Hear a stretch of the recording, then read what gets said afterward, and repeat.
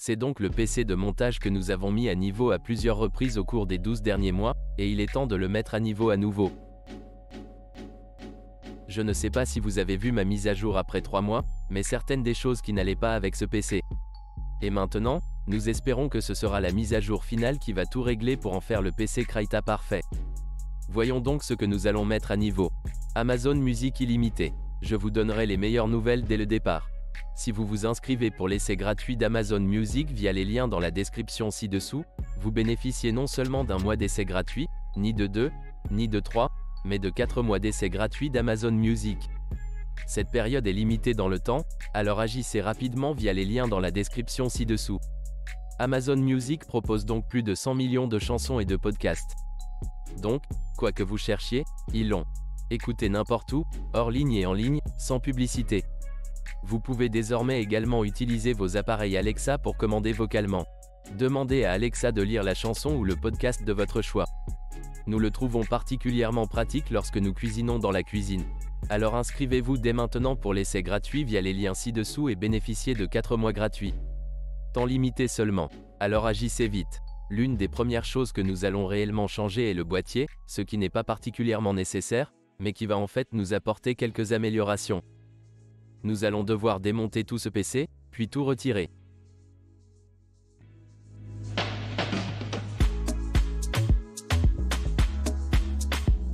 Ok, c'est assez poussiéreux, comme vous pouvez le voir.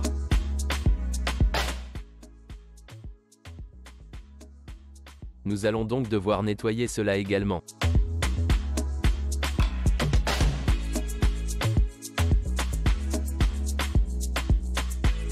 Les cartes mères, les SSD, la RAM et tout cela sont enfin disponibles.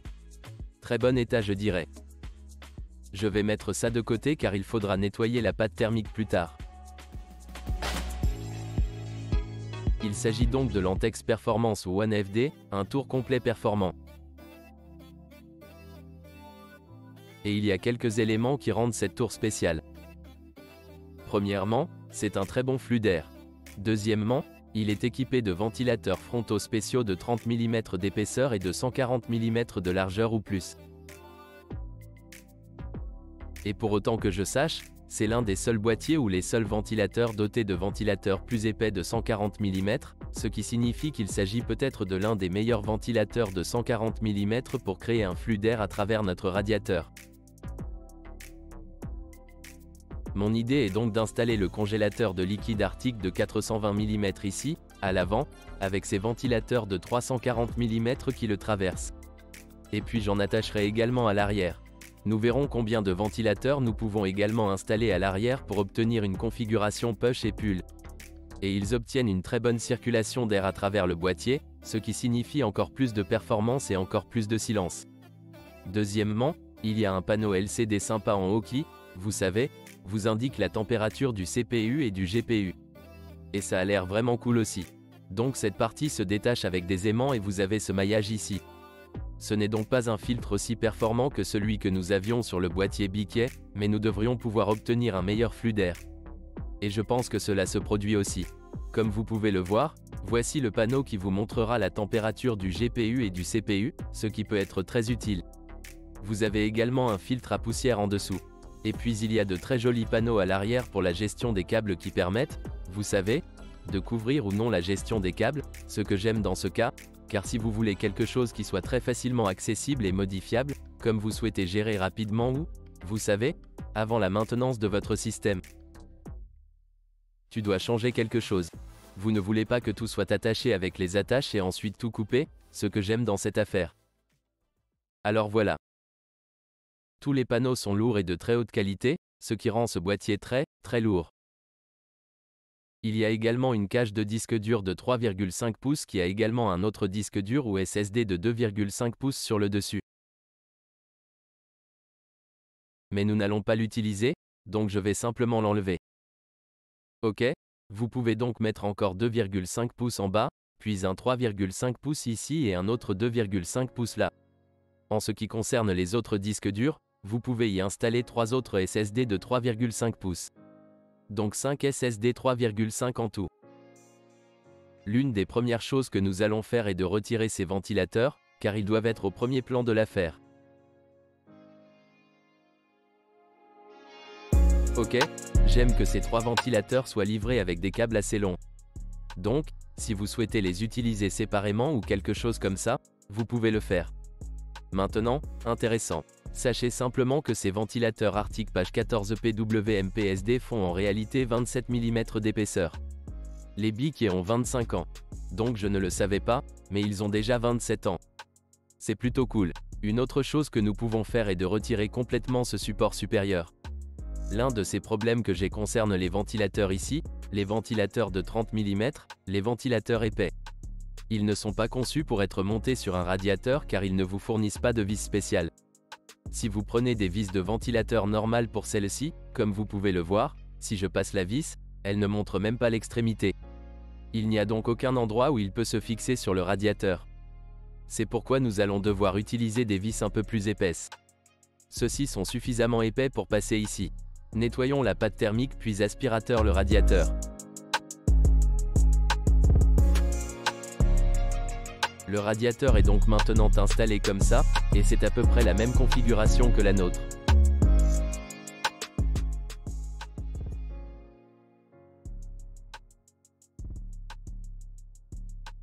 Deux ventilateurs en haut, c'est comme si on le faisait passer. Et puis nous avons 3 fans devant. Malheureusement, je ne peux pas en installer un autre là-bas. C'est donc avec cela que nous allons devoir travailler. Maintenant, ce ventilateur arrière fait également 30 mm d'épaisseur, donc c'est assez intéressant. Et comme vous pouvez le constater, les lames sont également légèrement différentes. Ce sont des pales de ventilateur un peu plus agressives, comme vous pouvez le voir. Mais mon plan est également d'avoir un peu ce genre de design, parce que j'aime vraiment l'apparence de ces ailes légères et silencieuses avec un cercle parfait autour. C'est juste éclairé, un peu comme un petit RVB de bon goût. Donc, mais je vais quand même essayer d'utiliser ce ventilateur dans un endroit car vous pouvez également monter des ventilateurs en bas ici sur cette partie, le carénage d'alimentation. Ce qui pourrait effectivement être une bonne chose pour nous. Vous verrez dans un instant. Mais l'autre chose est que, encore une fois, je n'ai pas ces longues vis qui traversent parce que vous ne pouvez pas simplement les monter avec une vis de ventilateur normale. Cela doit être plus long. Et je ne l'ai pas. Alors on verra. Ensuite, installons notre carte mère car cela viendra ensuite. J'avais oublié à quel point c'est agréable de travailler quand il n'y a rien ici. Je vais donc utiliser ce boîtier pour y mettre, notamment des câbles d'alimentation ou des ventilateurs. Oh, c'est tellement gentil. Assurez-vous toujours d'utiliser les bonnes vis pour la carte mère, car souvent la carte mère ou les boîtiers ont des vis différentes pour les cartes mères. Celui-ci est comme avec le fil le plus petit. Mais dans le cas biquet, j'avais un fil un peu plus épais, comme le sont habituellement les alimentations. Et c'est le même fil que celui que vous avez sur le SSD 2,5 pouces, par exemple. Je ne sais pas si vous vous en souvenez, mais l'un des plus gros reproches que j'ai eu à propos de ce PC concerne les ports USB-C à l'arrière, car il n'y a que 2 ports, les ports Thunderbolt 4. Ils ne sont pas réellement compatibles USB-C non Thunderbolt, car si j'utilise un boîtier ou un périphérique USB-C de 10 Go, cela fonctionnera simplement à des vitesses très lentes. J'étais donc triste de n'avoir qu'un seul port USB-C sur le panneau avant, que vous avez également ici. Mais j'ai quelque chose pour résoudre ce problème. Il s'agit de la carte PCIe Sony Tech Allegro Pro 4 USB 3.2 Gen 2 type C. Donc, essentiellement, ce petit gars ici, cette petite et fine carte PCIe, va nous donner 3 autres ports USB-C de 10 gigabits. Et il existe 2 contrôleurs distincts pour ceci. Ces 2 ports sont donc contrôlés par ce seul contrôleur. Et puis ces 2-là par ces 2-là aussi, ce qui nous donne de très bonnes performances. Maintenant, il n'y a pas de dissipateur thermique ou quoi que ce soit dessus. Apparemment, il n'en a pas besoin. Mais lorsque nous la branchons là-bas, comme vous pouvez le voir, nous avons encore de l'espace sur la face inférieure pour y installer un ventilateur afin de souffler de l'air sur cette carte pour nous assurer qu'elle reste froide et ne surchauffe pas. J'ai donc ces grandes ailes légères et silencieuses, ainsi que des ventilateurs de 120 mm. Et ce qui est cool, c'est que si vous placez ce ventilateur à l'envers, vous avez toujours un petit côté sympa et cool comme le RVB qui brille ici, et je pense que je vais mettre 3 ventilateurs en bas ici et un sur le côté. Là aussi, 120, et cela va se faire comme une admission de base en haut. Et puis j'aurai aussi des 340 sur le devant ici. Cela poussera à l'extérieur. Et puis j'aurai un autre cercle là-dedans. Il y a donc quelques fans que nous devons y installer. Nous devons monter. Alors montons-les.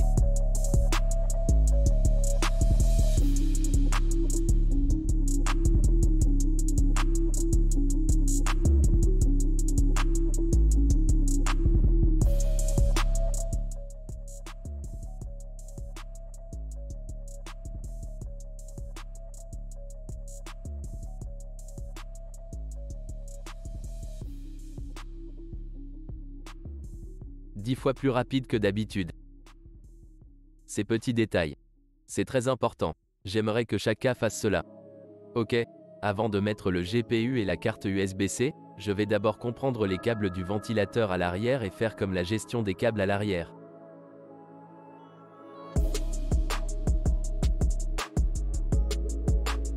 Donc auparavant, j'utilisais l'alimentation Fantex Revoltix 1200 watts. Je vais le remplacer par une alimentation très similaire.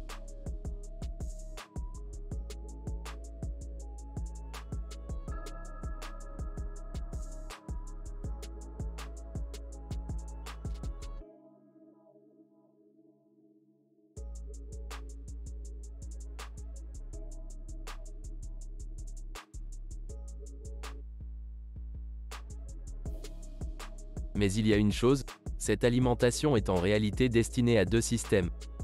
Besoin de plus de 1000 watts. Droite. Et ce serait suffisant pour le faire. Et c'est ce qu'Antec a envoyé avec celui-ci.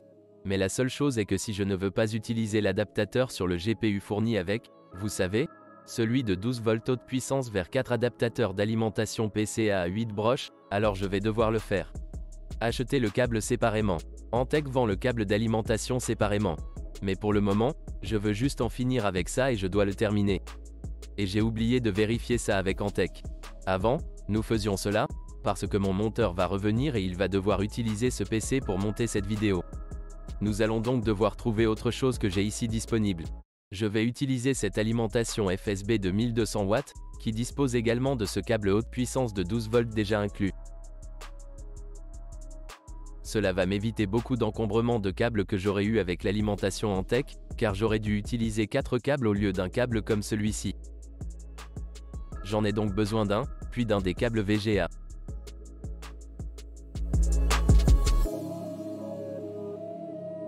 Ok, voici donc le moment de vérité. C'est parti, c'est parti. Allons-y. Et nous allons recevoir un message. Boum. Et voilà. C'est Windows. Cela signifie que le PC va retourner à l'emplacement principal et le configurer enfin. Donc, l'une des principales choses que j'espérais résoudre était l'USB-C et le problème réel, vous savez, du lecteur de carte.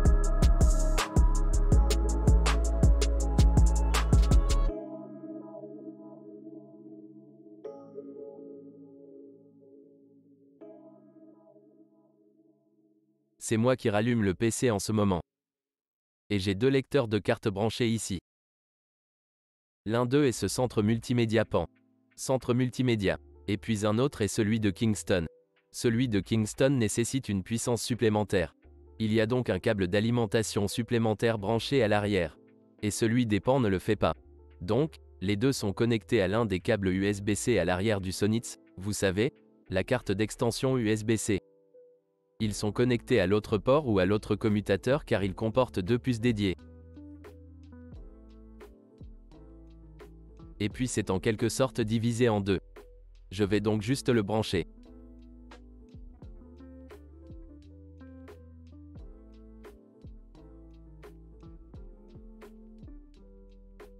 D'accord. Cette fois, ça a marché. Prenons notre séquence, qui, je crois, est celle-ci. Oui, nous allons donc copier celui-ci. Et puis de ce côté-ci, nous en avons une partie comme nos projets. Voici donc le PC. C'est le PC. C'est le PC. Voici l'un d'entre eux. D'accord. Et collons-le là-dedans. Et vous pouvez voir la vitesse. Peux-tu voir? C'était 230 mégaoctets par seconde. Et puis il est tombé. Et regardez ça maintenant. Ce n'est pas une vitesse constante. Ces cartes peuvent donc être facilement lues à 250 mégaoctets par seconde. Voyons si la caméra fait la mise au point. C'est une de ces cartes que j'utilise. Celle-ci devrait représenter environ 250 mégaoctets par seconde. Et je peux obtenir cette vitesse de manière stable si je retire ce petit morceau du hub et le branche directement. Alors maintenant, pendant qu'il copie celui-ci, comme vous pouvez le voir, il ralentit. Ce n'est donc pas une constante. Je branche celui-ci sur l'autre lecteur. Et tout d'abord, ok, j'ai mis du temps à lire un peu avec un peu de retard. Et ce clip ici et nous allons le copier ici. Et jetons un coup d'œil à l'autre maintenant. Comme vous pouvez le constater, le premier s'est complètement arrêté. Il doit s'agir de deux ports dédiés distincts. Et puis regarde maintenant, ça démarre l'autre. Et le premier ou le deuxième s'est arrêté maintenant. D'accord. Et maintenant, ils sont enfin tous les deux là. Le premier descend en vitesse. Comme vous pouvez le constater, je n'obtiens pas les vitesses les plus rapides. Que se passe-t-il si j'appuie simplement sur X sur celui-ci? Je vais juste annuler le deuxième maintenant.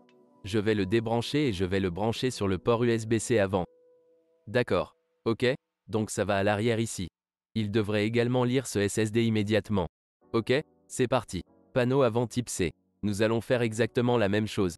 Tout d'abord, cela semble beaucoup plus vif qu'auparavant. Que s'est-il passé maintenant? Comme vous pouvez le constater, quel est ce retard? Avez-vous vu l'Explorer cracher un peu? Non, ce n'est pas celui-là. Alors ok, voici notre autre clip. Nous allons le copier celui-ci via le port du panneau avant. Et pouvez-vous voir comment la partie du panneau avant a une vitesse constante par rapport aux parties du panneau arrière? Ok, donc la partie du panneau avant est exactement la même. Mais d'une manière ou d'une autre, la partie du panneau arrière. Pouvez-vous voir comment cela a évolué de haut en bas, de haut en bas, de haut en bas, de haut en bas, de haut en bas? Le panneau avant, pendant qu'il fait ça, je vais juste brancher celui-là. Nous y intégrerons également celui-ci. Et maintenant, comme vous pouvez le constater, le port du panneau arrière ne reconnaît même plus ce SSD. Il est juste branché là. Je viens de le brancher et ce n'est rien. La lumière n'est pas allumée. Cela ne fonctionne pas vraiment. La copie de celui-ci est maintenant terminée, mais la partie du panneau avant, comme vous pouvez le voir, tourne toujours à 246 mégaoctets par seconde. Vous voyez, c'est une vitesse constante. Maintenant, si je débranche celui-ci, voyons s'il reconnaît cette carte ou non. Vous voyez, il ne reconnaît pas cela du tout. Alors parfois, je dois débrancher ce hub, puis le rebrancher. Vous pouvez l'entendre là-bas. Maintenant, cela fonctionne. Pourquoi est-ce? Ce qui est drôle, c'est que si je l'ai branché sur tout le hub, sur la partie du panneau avant, je n'ai pas les mêmes problèmes. Et j'ai eu des choses similaires ou des problèmes similaires lorsque je l'ai branché à l'arrière de la carte mère, comme sur le port Thunderbolt 4. Et regarde ça. Maintenant, ça s'est arrêté. Pourquoi ça s'est arrêté? Et écoutez, c'est écrit, je ne sais pas où c'est. Où est la carte? Essayez à nouveau. Il ne peut pas le trouver. Ok, parce que la connexion a été perdue d'une manière ou d'une autre, même si l'alimentation est dédiée à celui-ci. Cela me laisse absolument perplexe de savoir pourquoi. Si je l'enlève et que je le branche directement sur l'un des ports arrière. Je dois encore annuler cela. Et puis voici notre carte. Maintenant, nous obtenons ce rouge. Je veux montrer les ports Thunderbolt 4 et quel est le problème pour moi. Le port du panneau avant fonctionne donc bien. Et si je branche ce que j'enregistre avec ma Blackmagic Pocket Cinema Camera 6K sur ces disques, j'en ai plein. Et il s'agit d'un port USB-C de 10 gigabits. Et si je le branche maintenant uniquement sur le port arrière, voici donc la carte en ce moment, la carte d'extension sur le PCA. Vous pouvez voir ici que nous avons notre dossier. Si nous le copions, cela devrait être d'environ 800 mégaoctets par seconde. Et parce que, vous savez, il devrait également y avoir des ports de 10 gigabits, comme Advertise. Mais nous obtenons environ 547 mégaoctets par seconde. Maintenant, voyons si cela sera également à vitesse constante. Est-ce que ça va baisser, descendre un peu jusqu'à 500? Revenons maintenant aux 54 550. On dirait qu'il conserve cette vitesse de 550 mégaoctets par seconde. Ok, je vais annuler ça. Je vais le débrancher et je vais le mettre dans le port avant. Il s'agit donc du port USB-C du panneau avant, n'est-ce pas? Je sais que c'est plus rapide. Il prend en charge jusqu'à 20 gigabits par seconde. Emplacement USB 3.2x2 Gen 2 par 2, en gros. Mais même si ce port ici est en fait un port USB 3.1 10 gigabits, alors maintenant, quand nous voyons des vitesses de 850 mégaoctets par seconde, alors c'est ce que vous devriez vraiment obtenir avec ce type de port 10 gigabits. C'est donc ce qui se passe toujours lorsque je le branche sur le port du panneau avant. J'obtiens environ 850 mégaoctets par seconde grâce à cela, ce qui est plutôt bien. Droite. Je vais l'arrêter. Et maintenant, je vais le brancher à l'arrière des ports Thunderbolt de la carte mère. Il s'agit maintenant du port Thunderbolt situé à l'arrière de la carte mère. Voyons comment cela se passe. Regardez cette vitesse. Il s'agit du port Thunderbolt 4 de la carte mère. Et regarde ça. Nous n'obtenons que 30 à 40 mégaoctets par seconde. C'est absolument embarrassant, embarrassant. Et c'est pourquoi j'espérais obtenir la carte et obtenir les vitesses de la carte, comme vous pouvez le voir. Oui, nous obtenons environ 550 mégaoctets par seconde. Pourtant, ce n'est pas la totalité des 10 gigabits annoncés sur la carte. Maintenant, est-ce que cela a à voir avec la configuration de mon PC? Est-ce de la latence? Latence? Je ne pense pas. Y a-t-il une sorte de commutation PCA en cours? Je les vérifie au tableau. Ce dernier emplacement a des emplacements X4, PCA Gen 4, X4, donc, vous savez, 4 voies de PCA. Même avec cette carte, qui, je pense, est PCA Gen 3, nous aurons toujours beaucoup de bandes passantes pour une vitesse de 10 gigabits. Ce dont nous aurions besoin. Donc, si je l'ai branché à l'arrière de la carte mère, comme vous pouvez le voir, c'est absolument embarrassant. Ouais, je pourrais me procurer une sorte de lecteur de carte Thunderbolt 4 ou quelque chose comme ça. Thunderbolt qui lit les cartes. Mais j'espérais pouvoir trouver la solution un peu plus facilement que de dépenser quelques centaines de dollars parce que la carte d'extension, ce que j'ai là-bas pour l'USB-C est beaucoup moins cher qu'un Thunderbolt USB. Lecteur de carte C ou centre multimédia, quelque chose comme ça. Je vais donc arrêter ça parce que c'est d'une lenteur embarrassante et je n'ai pas le temps d'attendre ça. Et maintenant, vous pouvez voir à travers la partie du panneau avant exactement le même câble, le même fichier, le même lecteur. 860 mégaoctets par seconde, à peu près là-bas.